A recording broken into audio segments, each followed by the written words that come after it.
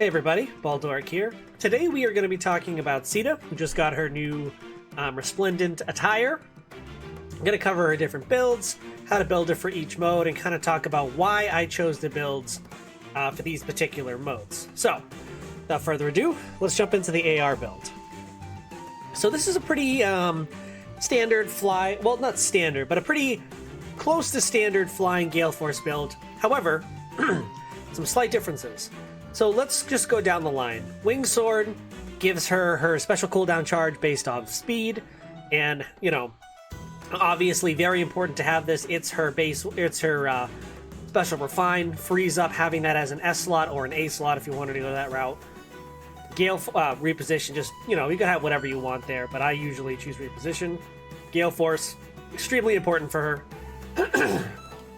She is a unit that really utilizes Gale Force well, with her weapon being able to proc it a lot faster, speed stat being high, and being able to go in and attack multiple times does make her an ideal Gale Force unit.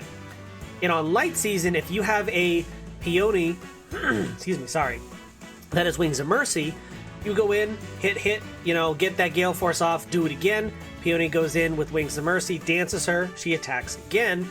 And then if you have an ally to back her up that's a Gale Force unit, they fly in, hit an enemy, Gale Force hopefully procs if you have like a quick impulse one.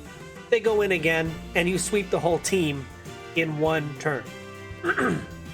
It is a very viable strategy. Now, if we go down her build, attack and speed solo 4, comboed with speed res solo 4.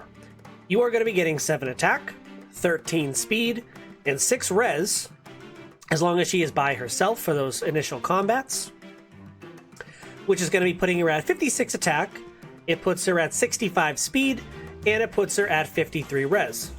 Now, the res is important because of Pegasus Flight 3, which basically does a speed check, which if her speed, it's like the difference between her speed against the opponent's speed -7, and it does a penalty on attack defense on the enemy during combat equal to 50% of her res, or the difference between their res stats. Now, because her res stat is going up to 53, that's a pretty high res stat.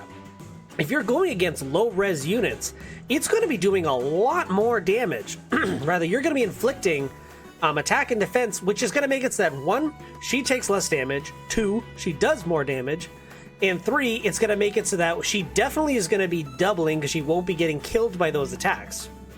So, very strong thing to have on this unit.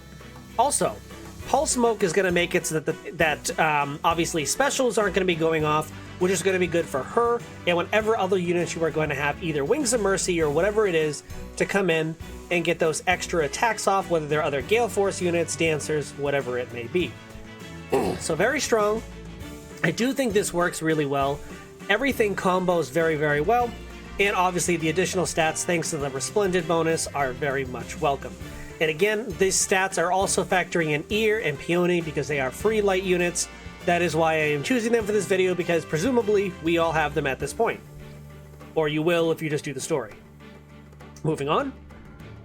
So, as an idea for an AR build, we kind of have the same thing, but more focused on guaranteeing that you are going to be doubling, while also guaranteeing that your allies on your team are going to have a little bit of that as well. If we use Joint Drive Speed, you are going to be getting an additional 4 speed, as long as you are within 2 spaces of an ally, which is going to combo really great with attack and speed solo 4, because obviously you're already getting 7 speed plus 4, so you're getting 11 extra speed. With Swift Sparrow, it's 15 speed. As you can see, it's going to add up really quick. So your speed stat is going to be high, and when you're attacking, you're getting plus 11 attack, which puts your attack stat at 60. It is going to be fairly useful. So the only thing I would recommend here is making sure to combo her with people that can either A, get her out of combat. Oh, I actually forgot to change her support stat or support slot. Obviously, if you're going for max score, you want something to the effect of like an enhanced support thing, like a something plus. But to be fair, if you do want to have maneuverability with some Gale Force units, you do want to have reposition. But if you're going for max score, you're probably going to want something else. That being said, you want to make sure that her partners are able to either A, get her out, or you want to have something like a legendary Crom or a legendary Lucina, they're able to go in, kind of use their support to move them and then act again to kind of protect them from anything that could come in and possibly kill them. Because while her actual defensive stats aren't even that bad, you still want to make sure that she's safe from some of those stronger blues out there, especially legendary Crom and legendary Lucina, because they will just shred her apart. So just something to keep in mind if you are going to be using her. Try to avoid seasons where you're going to be seeing like the legendary Lucinas and Croms, because they're perfect counters to her. To her. So just keep that in mind when using her in Arena. Have her for a season that's not one of those two. Now, moving on, the budget build. You just get her, you want to use her. How do you use her on a budget? Well, I personally think something like this is pretty good. Now, the special slot here is definitely interchangeable. You do not need to use Iceberg. You could use whichever special you'd like to use. I choose it because her res stat is already at 39, which can be buffed, obviously, so you are going to be getting a good amount of extra damage off that, and with Winged Sword it does proc relatively quick. Fury 3 is for those additional stats, and it also helps put her into the Desperation range, which is going to help her guarantee that she is getting those doubles. Comboed with Swift Sparrow 2, you are going to be getting guaranteed doubles during combat almost no matter what. You'd have to be going against some kind of extremely fast enemy, for that not to happen. But obviously with Desperation and these speed stat things, you're going to be doing fine. Combo with Attack Smoke 3, it's basically just there to make sure that the people around you are going to get weaker after you do that initial combat. You could change this to easily be a support slot. It could be something with our flyers, like a goad hone flyer kind of deal. You could do this that it's just like a drive, a hone, whatever you want it to be. Obviously, it's really dependent on what you have. I choose Attack Smoke because it's a very just staple C slot.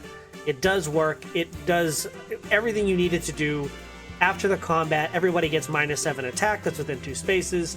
It just helps her, and it helps anyone on the team as well.